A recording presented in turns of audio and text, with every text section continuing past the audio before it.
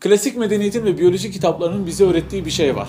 İnsan akıl sahibi olduğu için hayvandan üstündür. Yani akıl sahibi olan, akıl sahibi olmayandan üstündür anlayışı. Peki öyle mi gerçekten? Yani akıl %100 bir üstünlük aracı mı? Risale-i Nur bu konuda da inanılmaz bir ufuk açıyor.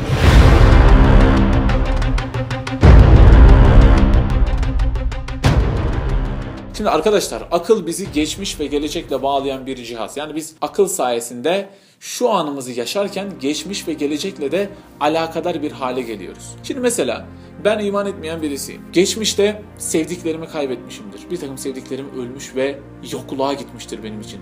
Bir daha onlarla asla hiçbir zaman sonsuza kadar görüşemeyeceğim. Şimdi bana bunu düşündürten ne? Akıl cihazım. Peki ben bunları düşünerek şu anki lezzetimden elemsiz bir şekilde keyif alabilir miyim? Bunları düşünerek alamam. Türkiye'de inançsız bir gazeteci babasının ölümünü şöyle değerlendiriyor. Yan odada, yan dairede kalıyormuş babası. Yan dairenin kapısı kapalı ve sonsuz bir sessizlikten başka hiçbir şey kalmadı orada diyor. Adamın yaşadığı ızdıraba bakın. Yokluğa gitti onun için. Bir daha ebedi olarak onunla görüşemeyecek. Peki geleceği düşünelim. Akıl gelecekten bize ne getiriyor? Gelecekte benim ölümüm var. Sevdiklerimin ölümü var. Doğru mu? Annem, babam, sevdiğim her şey yokluğa girecekler bir gün ve bunun ne zaman olacağını bilmiyorum. Gene aynı yazar şöyle söylüyor. Bütün ömrüm bir gün babamın öleceği korkusuyla geçti. Şimdi bakın bu adamın yaşadığı ızdıraba bakın. Bunu düşünerek veya sevdiklerimin bir gün yok olacağını, kendimin de bir gün yok olacağını düşünerek şu anki lezzetimi elemsiz bir şekilde alabilir miyim?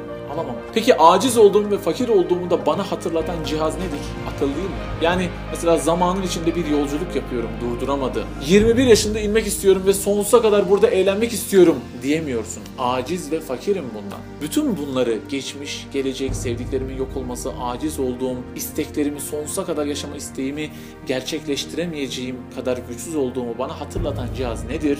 Akıl cihazı. Yani aklım olmasa şu anki lezzetten, şu anki eğlenceden hiç bunları düşünmeden keyif alabilirdim. İşte Bediüzzaman diyor ki fasık adam yani günahkar adam aklın izaç ve tacizinden kurtulmak için yani aklın bu geçmiş ve gelecekten olan baskılarından kurtulmak için galiben ya sarhoşluğa veya eğlenceye kaçar. Ne mesela? Sürekli hayatını eğlencelerle doldurmak. Bugün hangi film çıkmış? Bugün hangi maça gidelim? Bugün hangi ortamda takılalım? Tarzında hayatını dolduruyor. Anı yaşa diyor mesela. Ne demek? Yani düşünme geçmiş, gelecek, ölüm, ayrılık bunları düşünme. Şu andan daha fazla zevk al, daha fazla lezzet al. Bu anı düşün diyor. İyi de bu mümkün değil ki aklım olduğu sürece. Akıl bana sürekli geçmişi ve geleceği hatırlatıyor. Yani şu anda ben Ferrari kullanıyor olsam ama yanımda birisi elinde silahıyla kafama silahı dayasa ve kesinlikle sıkacağım kafana ama ne zaman olduğunu bilmiyorum dese ben bu halde o Ferrari'yi sürmekten keyif alabilir miyim? Ancak onun yanımda olduğunu unutmam lazım. Yani o aklı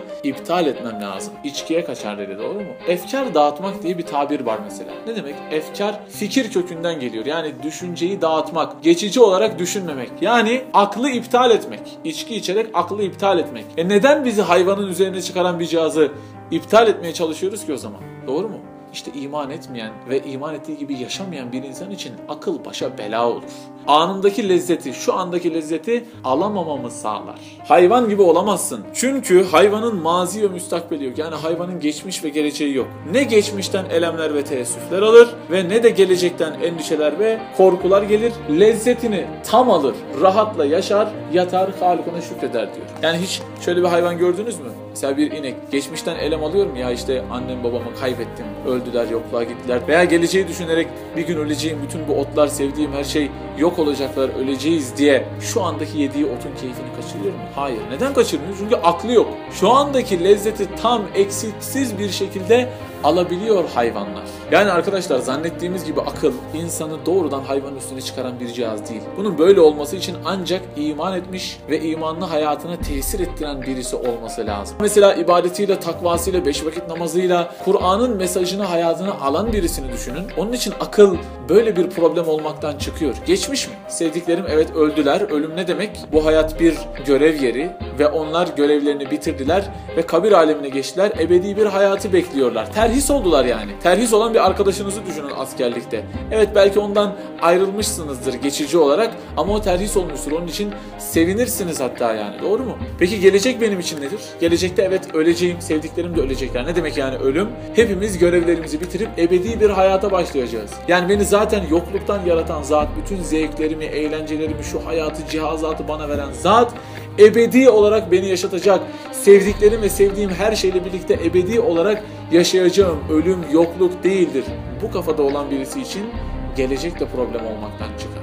Bunda tabii pek çok mertebeler var. Yani imanım ne kadar kuvvetliyse, Kur'an'ın mesajını, vahyin mesajını hayatıma ne kadar aldıysam o kadar ölüm, ayrılık, bütün meseleler benim için bir problem olmaktan çıkar. Ve akıl o zaman gerçekten bir üstünlük aracı haline gelir. Yani Allah'ın isimlerini, sıfatlarını tanımama yarayan, şu hayatı anlamama, manaları çözmeme yarayan bir cihaz haline gelir. Kur'an'ın mesajını, vahyin mesajını anlamama yarayan bir cihaz haline gelir ancak o zaman. Tabii burada şunu diyebilirsiniz. Yani bu elimi pek çoğu hissetmiyor. Yani dışarıdan bakınca gayet de eğleniyor gözüküyorlar. Evet, benzer bir şeyi Bediüzzaman da söylüyor. Gaflet sarhoşluğu geçici olarak hissettirmiyordur. Yani uyuşturucu iğne yemiş birisinin geçici olarak diş ağrısını hissetmemesi gibi düşünebilirsiniz. Ama o uyuşturucunun tesirinin geçtiği anlarda akıl birden taciz eder.